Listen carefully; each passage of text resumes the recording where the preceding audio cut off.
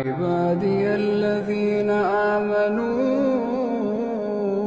إن وأعجب من مريدك وهو يدري بأن hello বন্ধুরা, বর্তমান YouTube, Facebook, Instagram এই ধরনের প্ল্যাটফর্মে ইসলামিক স্ট্যাটাস ভিডিও বিপুল পরিমাণে ভাইরাল হচ্ছে। আর এই ধরনের ভিডিও যদি আপনি একবার তৈরি করা শিখে যান তাহলে আপনি মিনিটে মিনিটে এই ধরনের ভিডিও তৈরি করতে পারবেন। তাই আমি আজকে আপনাদের শিখাবো কিভাবে এই ধরনের ভিডিও আপনি খুব সহজেই বানাতে পারবেন। তাই পুরো ভিডিওটা দেখুন। সম্পূর্ণ ভিডিও না দেখলে আপনি বুঝতেই পারবেন না কিভাবে স্টেপ বাই স্টেপ এই ভিডিওগুলো বানাতে হয়, না হলে আপনি ভিডিও তৈরি করতে পারবেন না। আর এই ধরনের ভিডিও ফেসবুক, ইউটিউবে আপলোড করে আপনিও ইনকাম করতে পারবেন। চলুন তাহলে শুরু করা যাক। প্রথমে আমাদের এই ধরনের মোটিভেশনাল ব্যাকগ্রাউন্ড ভিডিওর জন্য আমাদের ভিডিও কালেক্ট করতে হবে। তার জন্য আমরা প্লে স্টোর থেকে পিন্টারেস্ট অ্যাপটি ডাউনলোড করে নিব। এরপর জিমেল দিয়ে এখানে একটি অ্যাকাউন্ট তৈরি করে নিব। তারপর আমরা এখানে সার্চ করব মোটিভেশনাল ব্যাকগ্রাউন্ড ভিডিও। এই যে এখানে অনেক ধরনের ব্যাকগ্রাউন্ড ভিডিও চলে এসেছে। এখন যদি আমি একটা ভিডিওতে ক্লিক করি তাহলে ওটা রিলেটেড আরো অনেকগুলো ভিডিও চলে আসবে। আর হ্যাঁ, আপনি এখান থেকে ভিডিওগুলো সরাসরি ডাউনলোড করতে পারবেন না।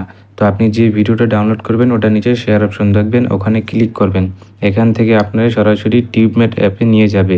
যার যার টিউবমেট অ্যাপ নাই সে আমার সাথে কমেন্ট করবেন, আমি আপনাকে দিয়ে দিব। তো ভিডিওটা আমি এখন ডাউনলোড করে নিব। এখান থেকে আমার ডাউনলোড করা হয়ে গেছে। এবার আমাদের লাগবে কোরআন তেলাওয়াত। তো আমরা আবার পিন্টারেস্ট অ্যাপটি ওপেন করে নিব। এখান থেকে আমরা সার্চ করব ব্যাকগ্রাউন্ড কোরআন তেলাওয়াত লিখে সার্চ করার পর এখান থেকে আমরা একটি কোরআন তেলাওয়াত ডাউনলোড করে নিব। সেম ওইভাবে শেয়ার অপশনে ক্লিক করব। এখান থেকে আমাদের টিউবমেটে নিয়ে যাবে। তারপর আমরা এখান থেকে ডাউনলোড করে নিব। ওকে, এবারে আমাদের লাস্ট স্টেপ এডিটিং। তো এডিটিংটি মনোযোগ দিয়ে সহকারে দেখবেন, না হলে আপনার ভিডিওটি এডিটিং করতে পারবেন না। তো ভিডিও এডিটিং করার জন্য আমি চলে আসবো ইনশট অ্যাপ্লিকেশনে। এখান থেকে আমরা ভিডিওটি সিলেক্ট করে নেব।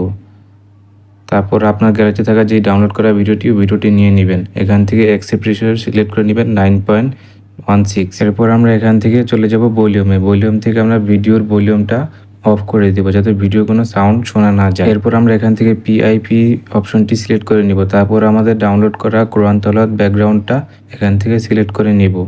তারপর আমরা এটাকে ফ্রেম অনুযায়ী বসিয়ে নিব।